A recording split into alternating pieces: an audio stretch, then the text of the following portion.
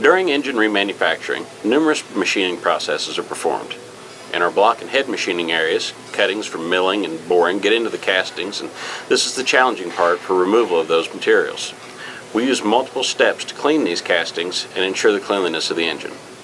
After the final machining process, castings are placed in high-flow rotary spray cabinets. These cabinets flow at 200 gallons a minute to thoroughly flood those castings and flush out the bulk of that remaining debris.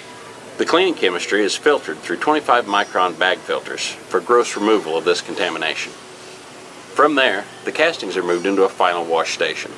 Here, all the oil galleys and bores are brushed to dislodge any remaining chips and shavings. The final tank's an Agilift style tank which continuously submerges the casting and then elevates it above the aqueous cleaning bath.